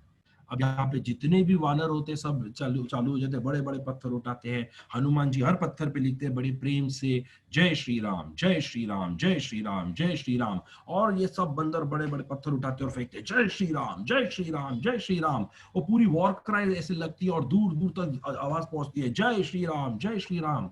उस सब के बीच वहां पे कुछ बंदर देखते हैं कि छोटी सी वहां पे स्क्विरल से गिलहरी थी। अब ये बंदर देख के हैरान, ये स्क्विरल्स कर क्या रहे हैं, तो ऑब्जर्व करते हैं और देखते कि स्क्विरल्स है वो छोटे छोटे कंकर अपने मुंह में लेते हैं, भागते पत्थरों के ऊपर और उसको स्पिट करते हैं, थू। अब ये बंदर बड़े हंसने लगते हैं और पूछते हैं उनको, ओए तुम कर क्या रहे हो। तो जैसे हम प्रभु राम के भक्त हैं, हम प्रभु राम की मदद करना चाहते हैं, हम प्रभु राम के लिए ये सेतु बनाना चाहते हैं, जैसे आप बना रहे हो, हम आपकी मदद करना चाहते हैं। तो फिर कुछ मंकी जोर जोर से हंसते और कहते, बंदर कहते, अरे बाबा हमको ये पुल बनाना है, ये सेतु बनाना है, हमको लंका इसी जन्म में पहुंचना है, तुम कंकर फेंकते रहोगे तो पता नहीं कब पहुंचेंगे, तुम ये बड़े बड़े पत्थर क्यों नहीं उठाते हो। और कुछ जो बंदर होते हैं मस्ती में ऐसे बड़े पत्थर गिलेरी के ऊपर फेंकते, गिलेरी बच के भाग के ऐसे निकलती है। कई सारे बंदर उन स्क्विरल्स का मजाक उड़ाते हैं। कई सारे बंदर कहते हैं चलो चलो जल्दी करो, ये बड़े ये कम कर लो, ये लो वो लो, उनको फिजिकली छेड़ते हैं, इरिटेट करते हैं, सब कुछ करते हैं। बट वो स्क्विरल्स चुपचाप अपने काम पे ध्यान देते हैं। अब ये देखते हैं प्रभु राम, और वहां पे उनमें से एक को खिलाते हैं, हाथों में लेते हैं और कहते हैं थैंक यू, धन्यवाद। अब ये सब बंदर हैरान के इन्होंने ऐसा क्या कार्य किया, प्रभु राम ने इनको धन्यवाद कहा। तो प्रभु के पास जाते और कहते कि हम आपसे कुछ सीखना चाहते हैं प्रभु, हम ये नहीं चाहते कि आप हमें धन्यवाद कीजिए, हम आपके भक्त हैं, हमारा फर्ज है, हमारा कर्म है, हमारा धर्म है आपकी सेवा करना, बट हम आपको एक बात पूछना चाहते हैं, उन्होंने ऐसी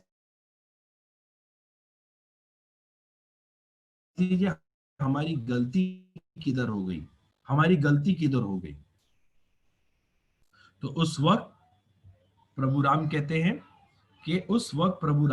कि अगर तुम देखोगे तुम ये बड़े बड़े पत्थर उठा रहे हो क्योंकि तुम ये बड़े पत्थर उठा सकते हो, you are physically strong to pick up these big stones, इसके लिए तुम ये पत्थर उठा रहे हो। बट अगर तुम देखोगे तो छोटी सी गिलेरी है, वो अपने मुंह में फिर भी कंकर ले रही है, उसके लिए भी तो बड़ा पत्थर है, और तुम ये बड़े बड़े पत्थर उठा के उसको फेंकते जा रहे हो। और अगर तुमने ध्यान दिया होगा, ये जो कंकर है वो चार पत्थरों के बीच पे जाता है और उस पुल को और मजबूत कर रहा है।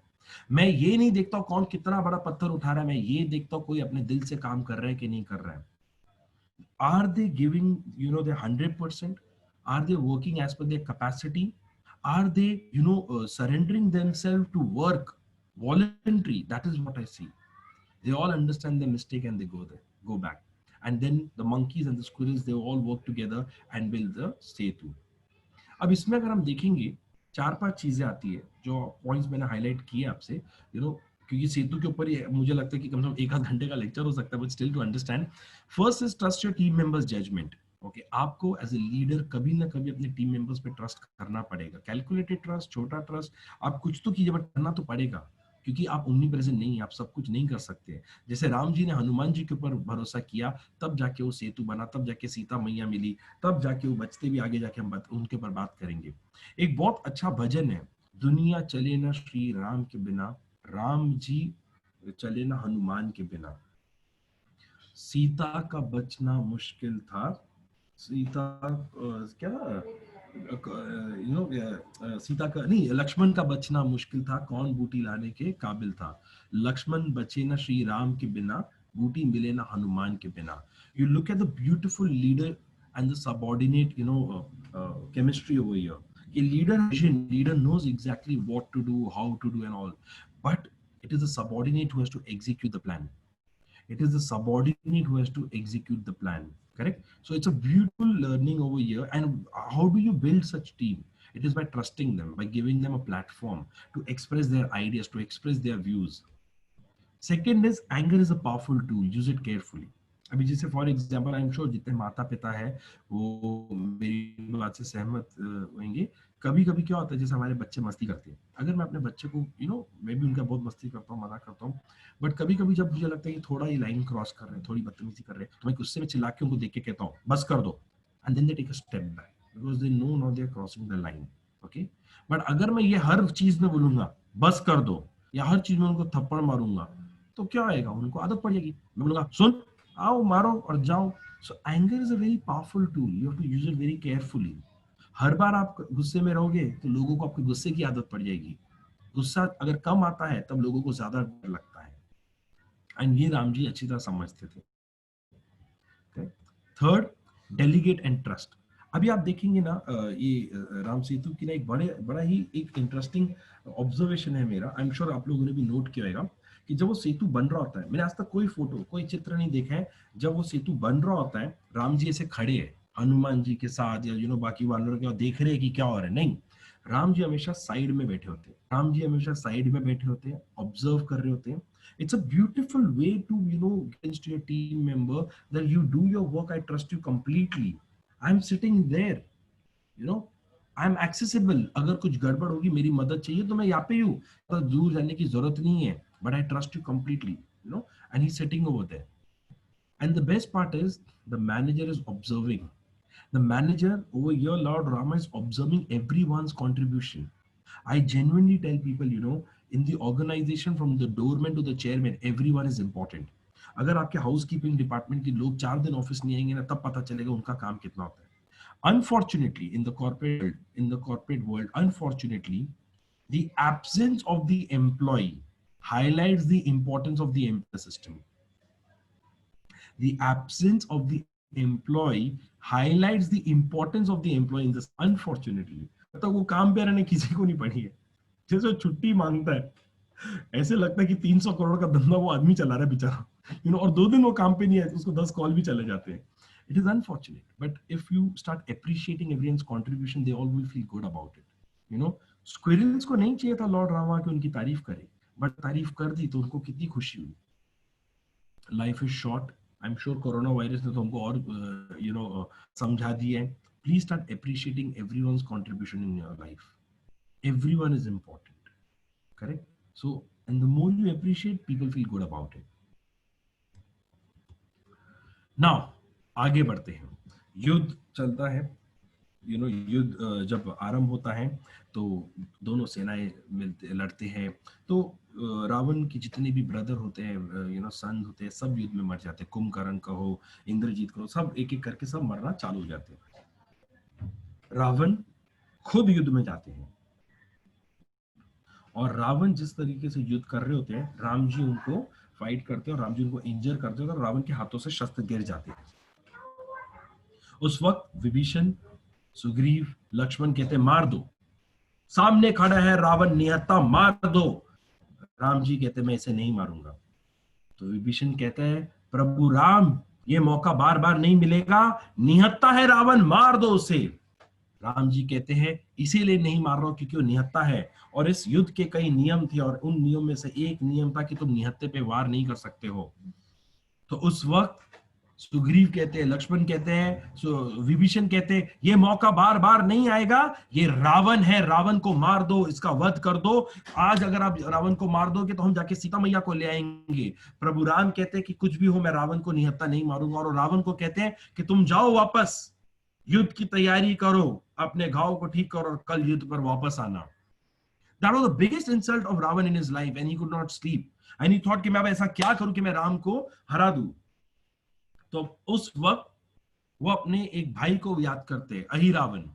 अहिरावण उनका एक भाई होता है, काल का वहां पे बादशाह होता है, वहां का राजा होता है, और वो ह्यूमन सैक्रिफाइस करता है, यू नो, देवी देवताओं को खुश करने के लिए. और रावण को पता चलता है कि उसको 100 ह्यूमन सैक्रिफाइस करने थे, तो उन्हें, अहिरावण को लगता था कि वो इमॉर्टल हो जाएंगे.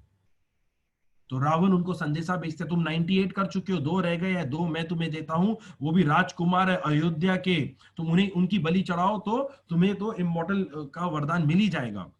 तो अहिरावण विभीषण के भेष में जाते हैं, मायावी होते हैं बहुत बड़े, वो विभीषण के भेष में जाते हैं, राम जी और लक्ष्मण जी को रात को अंधेरे में जाके ले आते हैं. अब वहां पे विभीषण को पता चल जाता है कि अहिरावण उनको लेके चला गया है. वो कहता है हनुमान को कि अहिरावण सुबह सुबह जैसे सूर्य उदय होगा उस वक्त वो जली चढ़ाएगा, हमें अब जो भी करना है रात को करना है, तुम्हें अहिरावण को मार के राम जी और लक्ष्मण जी को वापस लेके आना पड़ेगा. तो हनुमान जी पूछते ठीक है मैं जाता हूँ, जाना किधर है और क्या करना है वो मुझे बता दो. वो कहते बट उसमें एक कठिनाई है, मैं तुम्हें एग्जैक्टली बता दूंगा तुम्हें किधर जाना है पाताल में, किधर अहिरावण छुपा होगा और तुम्हें अहिरावण को मारना कैसे है. तो हनुमान जी पूछते इसमें कठिनाई क्या, अगर तुम सब कुछ बता रहे हो मैं करके आ जाता हूँ. वो कहते नहीं इतना आसान नहीं होगा अहिरावण को मारना. वो कहते हैं क्योंकि अहिरावण की जो जान है वो 5 दियों में है, 5 लैम्प्स में है, और वो 5 दिए अलग अलग जगह पड़े होते हैं, और तुम्हें वो 5 दियों को साथ में बुझाना होता है, तब जाके वो मरेगा. उसकी जान जो है वो 5 दियों में है. हनुमान जी कहते हैं ठीक है अभी आप बता दो किधर जाना है, क्या जाना है. विभीषण उनको पूरा रास्ता समझाते हैं, रास्ता बता देते हैं, और अहिरावण के उधर वो पहुंचते हैं. जैसे विभीषण जी ने बताया था वैसे ही वो अहिरावण के उस कमरे में पहुंचते जहाँ पे वो 5 दिए पड़े थे. वो 5 दियों को देखते हैं हनुमान जी 5 अलग जगह पे होते हैं. वो एक को फूंक मारते हैं, दूसरी तरफ देखते तो पहला वाला जिनको फूंक मारते दिया वापस जल जाता है. वो हर एक दिए को बुझाने की कोशिश करते हैं, बट वो पांचों दियो साथ में नहीं बुझते हैं। वो समझ जाते कि इसे इसे मैं साथ में बुझा ही नहीं सकता हूं, मैं कितना भी फास्ट हूं, मैं भले वायु का पुत्र हूं, पर मैं नहीं कर पाऊंगा। उस वक्त हनुमान जी डीप मेडिटेशन में जाते हैं, आंखें बंद करते हैं, डीप मेडिटेशन में जाके कहते हैं जय श्री राम, और जैसे वो जय श्री राम कहते हैं और अपनी आंखें खोलते हैं, उनको 5 मुंह आ जाते हैं, और उस वक्त वो कहलाते हैं पंचमुखी हनुमान। अगर आप टेक्निकली देखेंगे, ऑब्वियसली शिवा का अवतार है, भगवान है हनुमान जी, बट मैं सिर्फ एक मेटाफर टर्म में समझाने की कोशिश कर रहा हूं। उस वक्त हनुमान जी को भगवान का दर्जा सबने दिया, तब तक वो राम के भक्त थे, बट जब पंचमुखी बनते हैं तो पंचमुखी हनुमान सबको पता चलता है कि ये भगवान है। ये जो पहले हमने बात की थी एक्सटर्नल मोटिवेशन, एक्सटर्नल मोटिवेशन में जब कोई हमें बताता है क्या करना है, मोटिवेट होते हैं, रिवॉर्ड मिलता है, रिकॉग्निशन मिलता है, अवार्ड मिलेगा, इंसेंटिव मिलता है, बोनस मिलता है, फॉरेन ट्रिप मिलता है, बट वो शॉर्ट टर्म के लिए होता है। ये होता है internal motivation. Where there is a will, there is a way. The will needs to be stronger than the skill to be successful in life. Bigger the why, easier the how. क्योंकि हनुमान जी जानते थे कि अगर अब मैंने इन 5 दियों को नहीं बुझाया तो मेरे प्रभु राम मर जाएंगे, मेरे भ्राता लक्ष्मण मर जाएंगे, अब मुझे इन्हें बचाना ही है। उनका विल, इनका इतना बड़ा उनका मोटिवेशन था कि उनके अंदर से ही वो 5 मुंह आ गए और वो पंचमुखी हनुमान बन गए। सिमिलरली हमारी लाइफ में भी अगर आप देखेंगे, अगर आप हमारी लाइफ में भी देखेंगे, okay, so over there if you see कि अगर आप अंदर से कुछ करना चाहते हो, if you really want to do it, no one can stop you, no one can stop you, correct? So please focus on the why. Bigger the why, easier the how.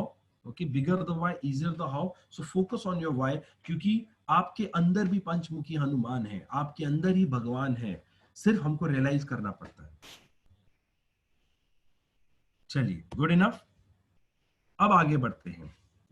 ये मैंने तो आपको कह दिया कि रावण को फिर वो भेज देते हैं, क्योंकि वो रूल्स नहीं तोड़ना चाहते थे। अगले दिन रावण आते हैं, राम जी उनका वध करते हैं।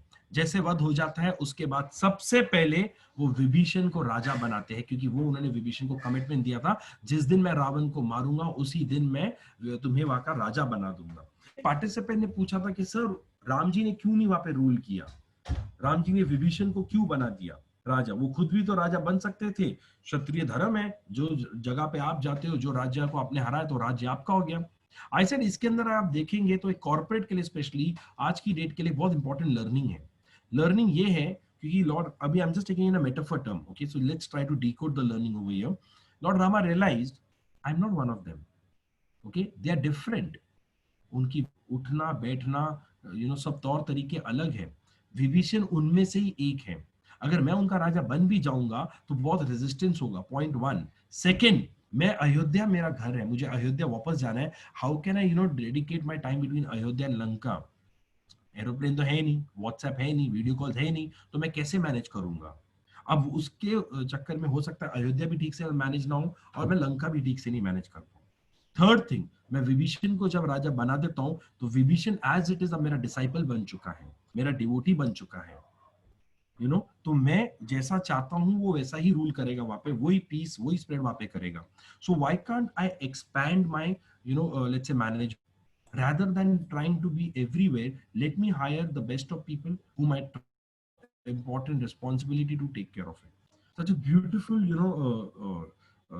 gesture Lord Rama has done. Third होता है, ये बड़ी interesting conversation, one of my most interesting conversation. अब यहाँ पे रावण का वध करके राम जी वापस अयोध्या आते हैं। जैसे अयोध्या आते हैं, हम दिवाली मनाते हैं। अब वहां पे उनकी माता कौशल्या उन्हें कहती है कि राम, तूने रावण को मार के बहुत अच्छा काम किया, दुनिया भर में तेरा नाम हो रहा है, लोग अब तुझे सदियों के लिए याद रखेंगे, तूने रावण को मार दिया। राम जी हैरान, कहते बट माता मैंने रावण को नहीं मारा। अब माता हैरान, अरे तुमने रावण को नहीं मारा, बट सब कह रहे तुमने रावण को मारा।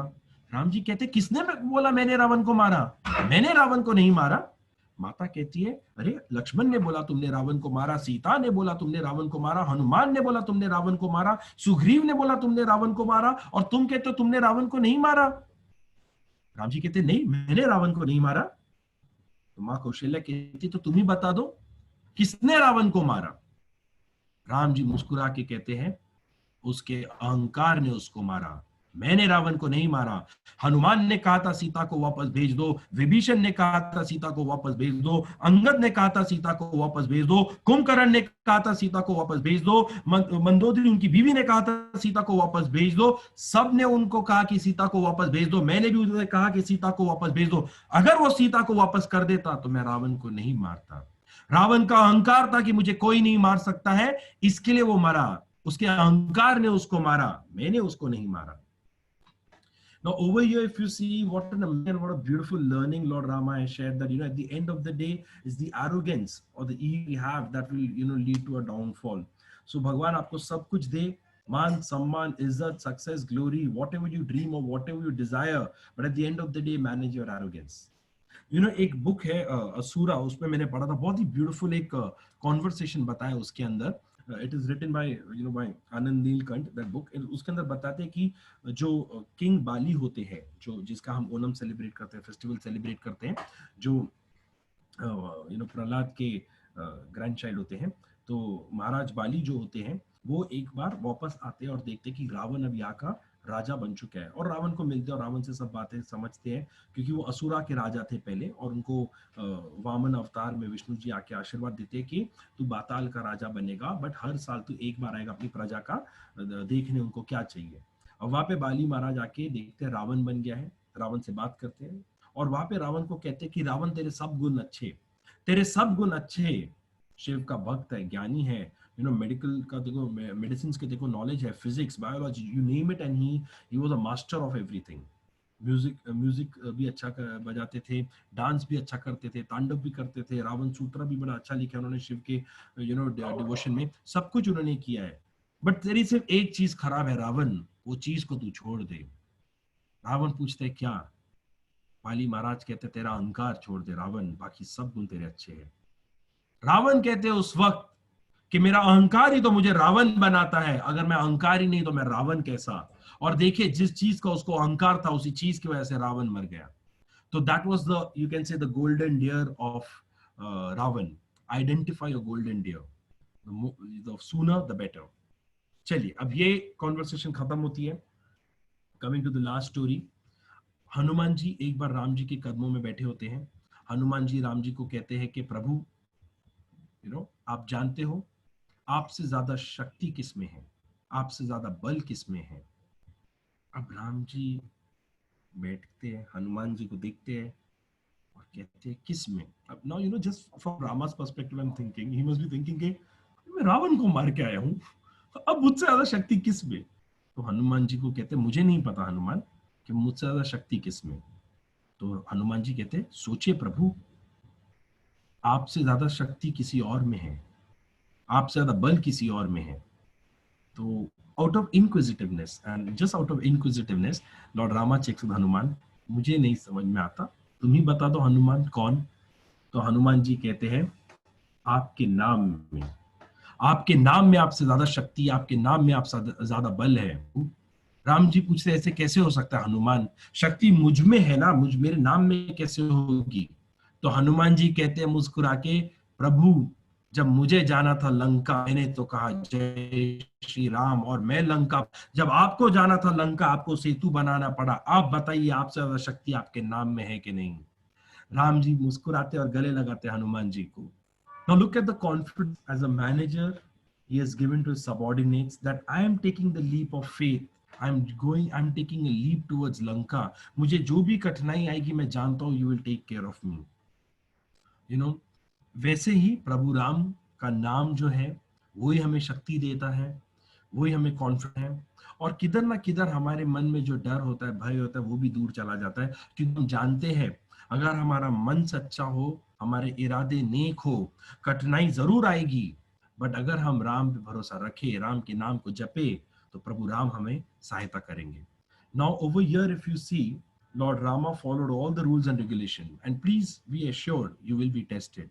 Honor your commitment, whatever commitment you have given to people, जैसे विभीषण जी को commitment दिया। Be humble, grounded, don't have arrogance, and at the end gain trust and confidence of your team member around you. अगर राम जी भगवान विष्णु एक मानव अवतार में, प्रभु राम के अवतार में आके हमें बता सकते हैं कि जीवन को कैसे हमें हैंडल करना। आई एम श्योर आप बोलेंगे बोलना आसान है, करना मुश्किल है, इसके लिए हर इंसान राम नहीं बनता, बट राम बनने की कोशिश तो हम कर सकते हैं। राम बनने की कोशिश तो हम जरूर कर सकते हैं। कुछ चीजें सीख के, कुछ चीजें अपनी आइडेंटिफाई करके, जहाँ पे इंप्रूवमेंट की जरूरत है, छोटे छोटे स्टेप्स लेके we can 100% do that. I am sure about it, if not all, at least something. And incident I would like to share, एक बार ना एक 2 घंटे का सेशन था, which was a motivational talk based on the learnings from our epics and everything. तो वो 2 घंटे का सेशन खत्म हुआ, कुछ 800 850 900 लोग होंगे, और वहाँ पे जो उनके बिजनेस हेड थे वो स्टेज पे आए, and I been going to them for couple of years. तो बिजनेस हेड ने बोला कि Rishi, I would like to address the crowd. मेरा टॉक खत्म हो गया, मैंने ऑल योर्स, मैं साइड में खड़ा हो गया। तो बिजनेस हेड ने खड़े हुए बोले कि अगर तुम देखोगे रामायण से कुछ सीखा समझा, तो जब राम जी को हनुमान मिला तो पूरी उन्होंने लंका को हरा दिया, रावण की सब सेना को हरा दिया।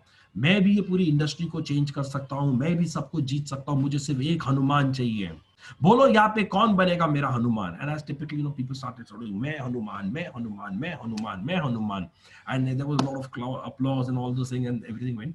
So the business head walked up to me, and very very a dear friend now. So he asked me, कि ऋषि आपको क्या लगता है, you are coming to a company for 2-3 years, इनमें से कौन हनुमान बन सकता है, कौन किसे मैं अपना हनुमान बनाऊं? तो मैंने, सर अगर आप बुरा नहीं मानोगे तो एक बात कहूं? बोलते कहो। मैंने, सर आप एक चीज भूल गए रामायण में, हनुमान ने राम को ढूंढा था, राम ने हनुमान को नहीं ढूंढा था। जिस दिन आप राम बन जाओगे, आपको आपका हनुमान मिल जाएगा। पहले आप राम बन जाइए सर, आप हनुमान की खोज मत कीजिए, हनुमान अपने आप आ जाएगा। The issue is we want Hanuman, we want a lot of people in our life, but we forget पहले हमको राम बनना पड़ता है, फिर ही जाके हनुमान मिलता है। So on this note, I would like to close it over here. And one major learning that I had to share from Lord Rama's life, and this is my firm belief, this is my one of the biggest learning in my life that I've got from reading Ramayana again and again by speaking about Lord Rama, is that if you see the life of Lord Rama, it is full of challenges. छोटे से थे, ताड़का को मारना पड़ा, थोड़े बड़े होते शादी होती है, शादी के कुछ सालों के बाद उनको वनवास भेजा जाता है, 13 साल वनवास पे रहते हैं, सीता का अपहरण होता है, सीता को ढूंढने चलते हैं, 3000 किलोमीटर तक जाके लंका में उनको मिलती है, रावण का वध करके आते हैं, रावण का वध करके वापस आते हैं, तो फिर उनके ऊपर सीता मैया के ऊपर लगता है धोबी का आरोप कि हम इन्हें कैसे अपनी महारानी माने। अब क्योंकि उनको राम राज्य चाहिए था, सब कुछ ठीक ठाक चाहिए था, उन्होंने सीता मैया को भेज दिया, सीता मैया को छोड़ देते हैं, और फिर सीता मैया उनको वापस मिलती है। जब पता चलता है कि लव कुश उनके बच्चे हैं, जाके सीता मैया को वाल्मीकि की कुटिया में मिलते हैं, तो सीता मैया धरती में चली जाती है। राम जी इस धरती पे एज पर वाल्मीकि रामायण 10,000 साल थे, 50 to 60 years के थे जब सीता मैया उन्हें छोड़ के चली जाती है। दैट मीन्स फॉर 9,950 years वो अकेले थे। उनके पिता की 3 बीवियां थी, वो भी शादी कर सकते थे, उन्होंने नहीं किया। एक पत्नी का जो वचन था उन्होंने माँ लक्ष्मी को दिया था, पूरे जीवन भर उन्होंने निभाया। बट एक चीज जो मुझे सीखने को मिली वो ये थी, and that has been my biggest learning, professional glory will come at a personal cost. Professional glory will 100% come at a personal cost. अगर आप लोगों का उद्धार करना चाहते हो, आप जीवन में कुछ अच्छा कार्य करना चाहते हो, बड़ा कार्य करना चाहते हो, तो आपके घर में किसी ना किसी को उसका भुगतान करना ही पड़ेगा, किसी ना किसी को उसका भुगतान करना ही पड़ेगा। You will never have both glories of the world. Your personal glory, if you want, it will come at a professional cost. But if you want to do something beautiful in your professional life, please remember, my friends, it will come at a personal cost. It is one of my biggest learning from Ramayana. अगर राम राज्य चाहिए है तो राम और सीता को अलग होना पड़ा, राम जी को अंदर ही जलना पड़ा, तब जाके राम राज्य बना। Correct? So my point is, please be clear what you want in life. It's a totally different, we can have a session on that between Lord Rama, Sita, and all those other parameters of, Ramayana. But just to, give you a nutshell, professional glory comes at a personal cost. You need this in mind. Now, one more point that you would like to highlight, one more point that I would highlight is, there's a very beautiful association, Young Indians, which is of CII, और मैं सिलीगुड़ी में था, वहाँ पे ना एक हमारा session था इंडियन एपिक्स के ऊपर, और वहाँ पे एक लेडी ने मुझे क्वेश्चन पूछा। वहां पे एक लेडी ने मुझे क्वेश्चन पूछा था ऑडियंस में से at the end of my talk, she said कि you know Rishi, these are her words, so please try to understand the context what she's trying to say. She said कि जो चीज सीता ने की, जो चीज सीता मैया ने की, वो आज एक हर एक हिंदुस्तान की नारी से एक्सपेक्ट किया जाता है, और वो है सैक्रिफाइस। वो हर एक हिंदुस्तान की नारी से एक्सपेक्ट किया जाता है, वो है सैक्रिफाइस। अगर मैं कुछ भी सोचती हूँ, चाहती हूँ, तो मेरी सास कहेगी सीता ने देख क्या किया। अगर मैं कुछ करना चाहूंगी तो मेरा पति कहेगा देख सीता ने क्या किया। मुझे बार बार सीता के बारे में बताया जाता है और मुझसे सैक्रिफाइस कराया जाता है। जो सीता मैया ने किया वो मैं आज क्यों करूं, जो सीता मैया ने किया वो आज मैं क्यों करूं। And I think this was one of the most amazing question I had, कि सीता मैया ने सब कुछ किया, सीता मैया ने सैक्रिफाइस किया, तो मैं सैक्रिफाइस क्यों करूं। मैं सैक्रिफाइस करना नहीं चाहती हूं, मैं अपनी जीवन को जीना चाहती हूं, मैं किसी को माफ नहीं करना चाहती हूं। उस वक्त मैंने उन लेडी को हाथ जोड़ के कहा कि you know I would like to give you an I would like to reply, but before I say this I would like you to please take this as a context, don't take it literally. Okay, we'll take Sita Maiya as a you know what you called as an energy right now. Okay, sacrifice is an energy, so I'm taking Sita Maiya as an energy. I'm not talking about any girls or female. Okay, so just take it in the context. Those who are listening, those who watch this, please get it in the context. I said ke माते एक बात आप ध्यान में रखना, जिस घर में सीता है उस घर में रामायण है, जिस घर में द्रौपदी है उस घर में महाभारत है। आपको अपने घर में क्या चाहिए, रामायण चाहिए या महाभारत चाहिए, वो आपको देखना है। सीता मैया ने सैक्रिफाइस किया बट राम राज्य बना। सीता मैया ने सैक्रिफाइस किया, लव कुश को अपने पिता मिले, उनका जीवन सफल हुआ। द्रौपदी को रिवेंज चाहिए था, द्रौपदी को रिवेंज भी मिला, बट उनके खुद के बच्चे उस युद्ध में मर गए। कर्मा अजीब तरीके से चलता है, जब कोई सैक्रिफाइस करता है तब दूसरे का उद्धार होता है, जब कोई रिवेंज लेता है तो दूसरा तो मरता है बट वो खुद भी जलकर मर जाता है। Draupadi stands for revenge, Sita stands for sacrifice. Whatever you want to do, the choice is always yours. The choice is always yours.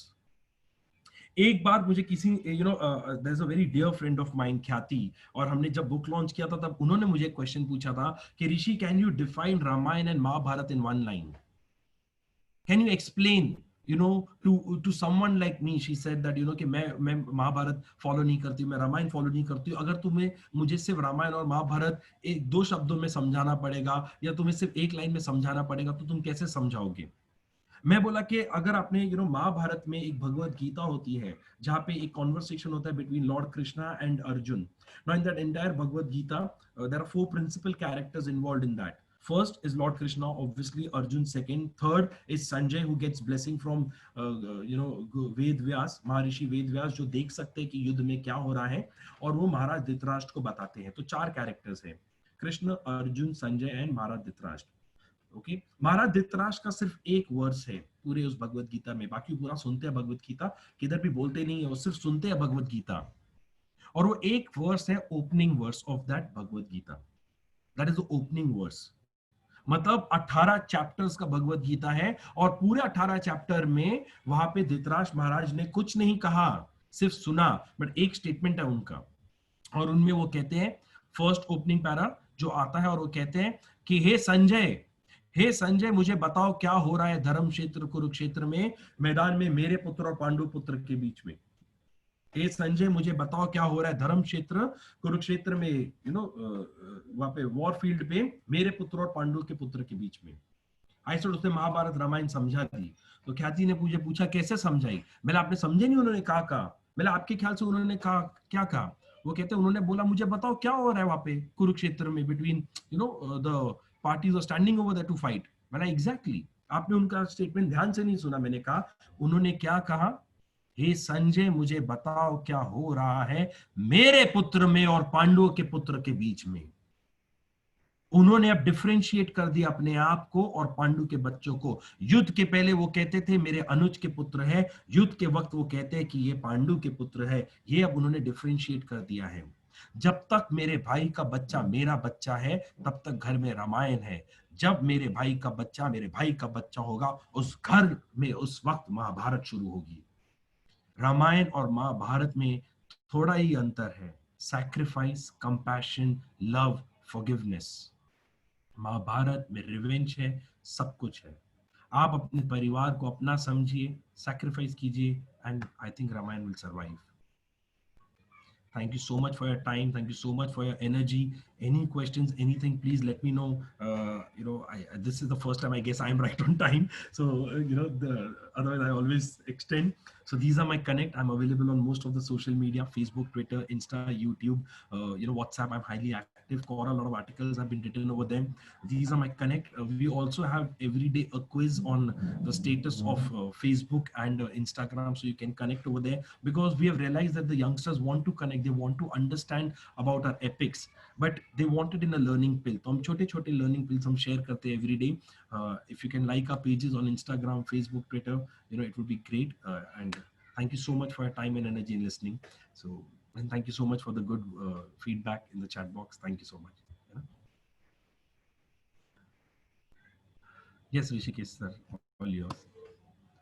I think it was a very good session whereby not only the historical background of Ramayana was brought into place, but also the way you linked it with the management